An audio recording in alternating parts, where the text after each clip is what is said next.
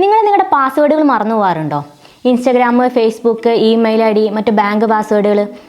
നമ്മൾ പലതിനും പല പാസ്വേഡുകൾ കൊടുക്കുമ്പോൾ നമ്മൾ ഏത് പാസ്വേഡാണ് കൊടുത്തത് നമുക്ക് ഓർമ്മ ഉണ്ടാവില്ല ചിലപ്പോൾ. അപ്പോൾ നമ്മുടെ പാസ്വേഡുകൾ നമുക്ക് മറന്നു പോകാതിരിക്കാൻ വേണ്ടിയിട്ട് സേഫായിട്ട് നമുക്കിത് ഉപയോഗിക്കാൻ വേണ്ടിയിട്ട് ഒരു ചെറിയൊരു ആപ്ലിക്കേഷനാണ് ഇന്ന് നിങ്ങളെ പരിചയപ്പെടുത്തി തരുന്നത്. ഈ ആപ്പ് ഡൗൺലോഡ് ചെയ്യാൻ നിങ്ങളുടെ ഫോണിലെ ഗൂഗിൾ ക്രോം ഓപ്പൺ ചെയ്യുക. മുകളിലെ അഡ്രസ് ബാറിൽ tanzinailias.com എന്ന വെബ്സൈറ്റിൽ കയറുക. സൈറ്റിന് മുകളിൽ കാണുന്ന സെർച്ച് എന്നതിൽ പാസ്വേഡ് എന്ന് ടൈപ്പ് ചെയ്ത് കൊടുക്കുക. താഴെയായി വരുന്ന പാസ്വേഡ് സേഫ് മാനേജ്മെന്റ് എന്ന ലിങ്കിൽ കയറി താഴെ കാണുന്ന ഡൗൺലോഡ് എന്നതിൽ ക്ലിക്ക് ചെയ്ത് ആപ്പ് ഇൻസ്റ്റാൾ ചെയ്യുക. ആപ്പ് ഇൻസ്റ്റാൾ ആയതിനു ശേഷം ഈ ആപ്ലിക്കേഷനിൽ നിങ്ങൾക്ക് എപ്പോഴും ഓർത്തു വെക്കാൻ പറ്റുന്ന ഒരു പാസ്വേഡ് കൊടുക്കുക. ഒരേ പാസ്വേഡ് തന്നെ 2 തവണ ടൈപ്പ് ചെയ്ത് കൊടുക്കുക.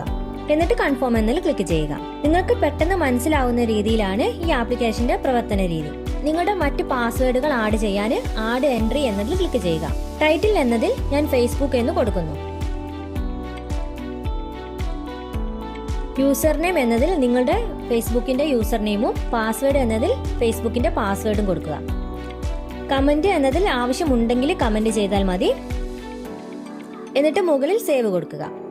ആപ്ലിക്കേഷന്റെ മെയിൽ വിൻഡോയിൽ കാറ്റഗറിയിൽ പുതിയ പേജ് വന്നത് കാണാം.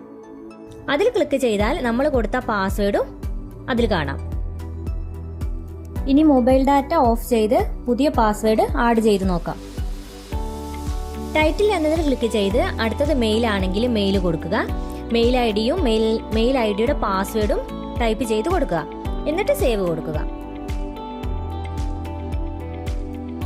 ഇപ്പോൾ നമ്മൾ കൊടുത്ത 2 കാറ്റഗറിയും കാണാൻ സാധിക്കും.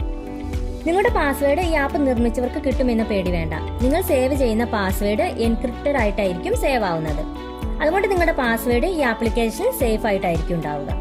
ഈ ഒരു വീഡിയോ നിങ്ങൾക്ക് ഇഷ്ടപ്പെട്ടിട്ടുണ്ടെങ്കിൽ ലൈക്ക് ചെയ്യുക. അതുപോലെ തന്നെ മറ്റുള്ളവർക്ക് ഷെയർ ചെയ്ത് കൊടുക്കുക.